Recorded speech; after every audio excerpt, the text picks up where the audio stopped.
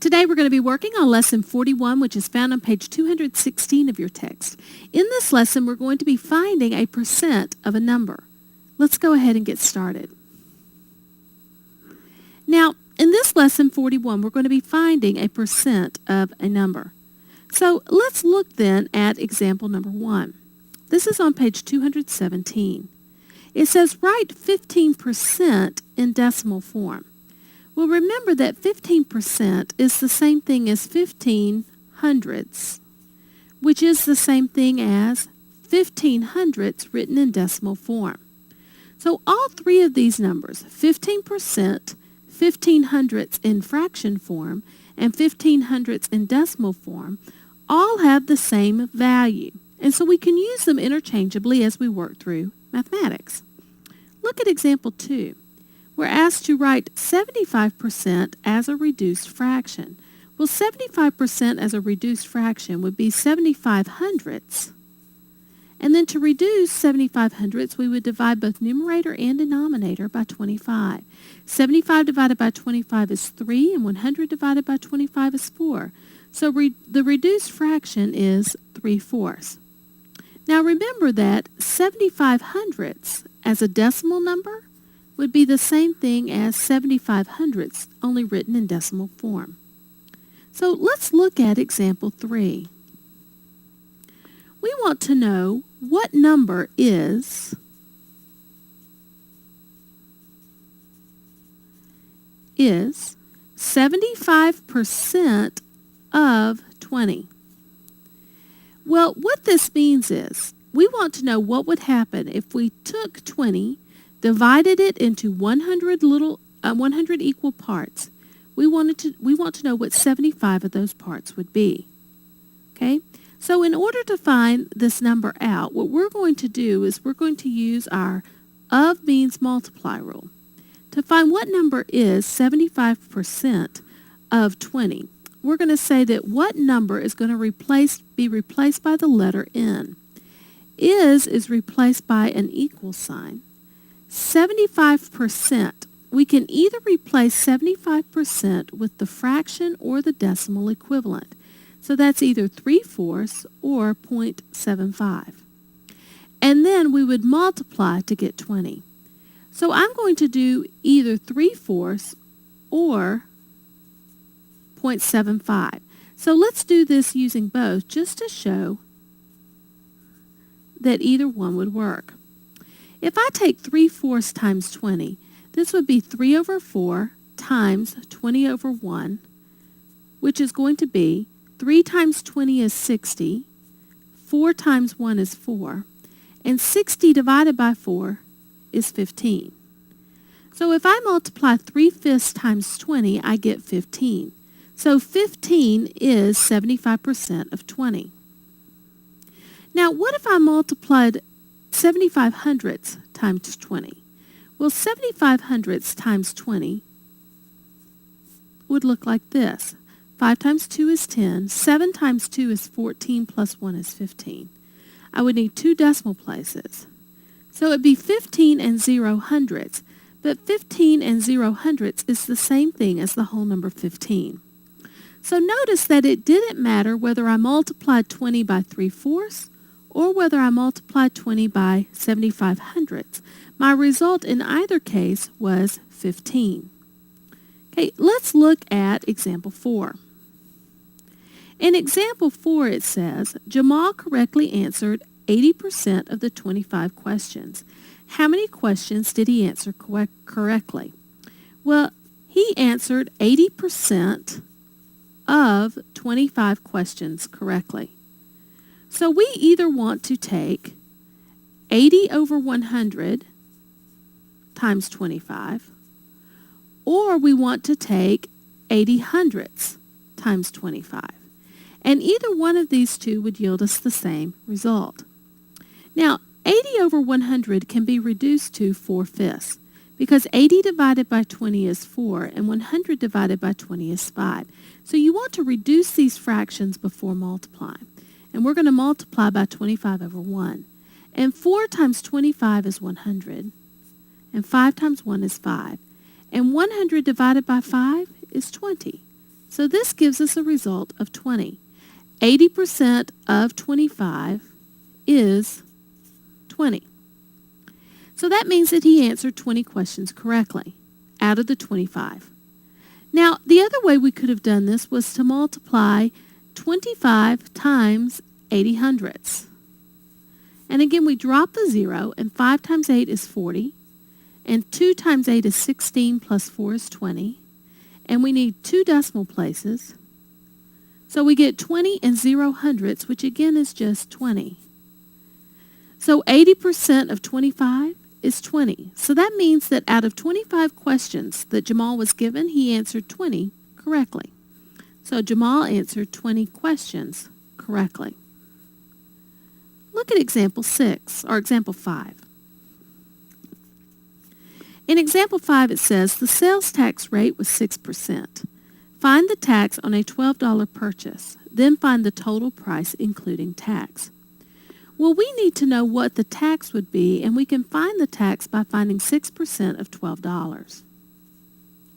So again, we would either want to use the fraction or the decimal. Well, the fraction would be 6 over 100 times $12. And the decimal would be 6 hundredths times $12. So what you want to do is to choose which one you think would be better to use. In this case, I'm going to use the decimal. So I'm going to take $12 and multiply it times 6 hundredths. Now, 12 times 6 is 72. And I need 1, 2, oh, these are not decimal places, I'm sorry. They don't count. So 12 times 6 is 72. Okay? And then I need 1, 2 decimal places. 1, 2. So that's 72 cents. So 72 cents would be my tax. Now what I want to know is the final price. So the $12 was the original price.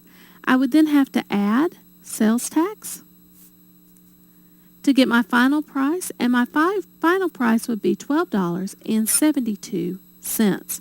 So this is the price including tax. So one of the main reasons why we have to find percentages is because of sales tax.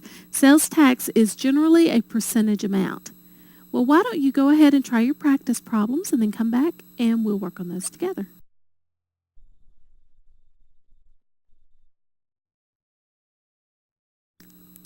Okay, so we're working on finding percentages of a number.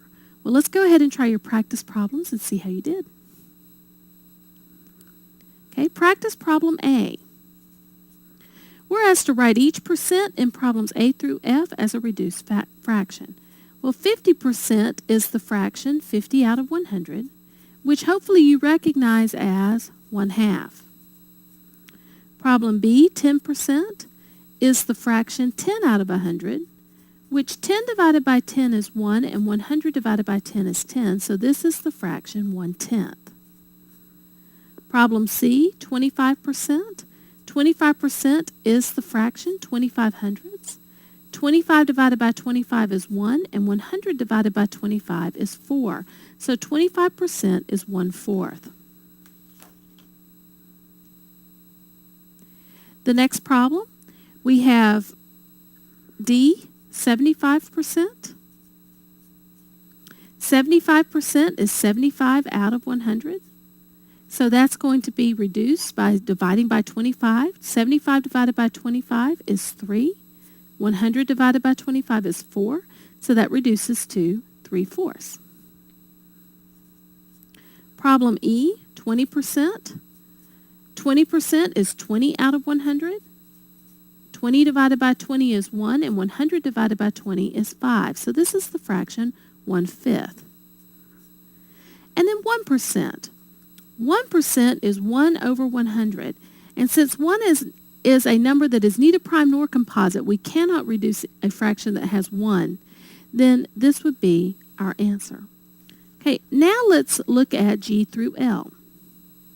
For problems G through L, we're asked to write each percent as a decimal number. So 65% is going to be the same thing as 65 hundredths, which is the decimal number 65 hundredths in decimal form. Problem H, 7% is 7 hundredths, which is the decimal number 7 hundredths. This is decimal form. Problem I, 30% is 30 hundredths, which is the decimal number 30 hundredths, written as so. Problem J, 8% is the decimal number, or is the fraction rather, 8 hundredths, which is the decimal number 8 hundredths, written as so. 60% is the fraction 60 over 100, which is the decimal number 60 hundredths. By the way, 60 hundredths, that zero doesn't add any value. You can also write this as 6/10. Problem L, 1% is 1 hundredth, which is the decimal number 100th, written like so. Okay, now let's look at problem M. Problem M says, mentally find 10% of 350. Okay? Now, to find 10% of 350, we would want to think of 10% as being 1/10. So this is going to be 1/10 of 350. Well, 1/10 of 350 means to take 350 and divide it by 10, or into 10 equal groups. We want one of those groups. Well, if we divide 350 into 10 equal groups, each group would be 35, because 35 times 10 is going to be 350. So then your answer to letter M would be 350. Okay? Let's look at N. For N, it says mentally find 25% of 48. Well, remember that 25% is the same as the fraction 1/4. So this is 1/4 of 48. Well, if you take 48 and divide it into 4 equal parts, each part would contain 12. So since 1/4 of 48 is 12, that means 25% of 48 is 12. It would look like so. Okay, problem O. For problem O, we're asked how much money is 8% of $15. Well, remember that 8% is the same thing as 8 hundredths, or 8 hundredths written as a decimal. In this case, it's easier to consider 8 hundredths written as a decimal. Now, when I multiply 8 hundredths times 15, I'm going to write it like so. Or I can reverse this and write 15 times 8 hundredths. But notice how when I'm multiplying, I don't necessarily have to put the 0 here, nor do I need these 2 zeros out here, because they're not going to change the value. And this just looks easier. So 5 times 8 is 40, and then this would be 120, and we need 2 decimal places. So this is $1.20. So 8% of $15 is $1.20. Okay, let's look at problem P. For problem P, it says the sales tax rate is 9.5%. Estimate the tax on $9.98. Well, 9.5 will round to 10%. So let's say that this is approximately 10%. And $9.98 will round to approximately $10. Well, since 10% is 1/10, 1/10 of $10 would be a good estimate. And 1/10 of $10 is $1. So then a good estimate for this particular amount of tax would be $1 in tax. Okay, let's look at Q. For problem Q, we're told Erica correctly answered 80% of the 30 questions. How many questions did she answer correctly? Well, remember that 80% is either 80 hundredths, or we could write this as 0.80, and we can cross out that 0 because we don't need it. But 80 hundredths also can be written as 4/5. So you can either use 0.8 as a decimal or 4/5 as your multiplication. I'm going to use 4/5. So I'm going to say 4/5 times 30. 4 times 30 is 120. And 120 divided by 5.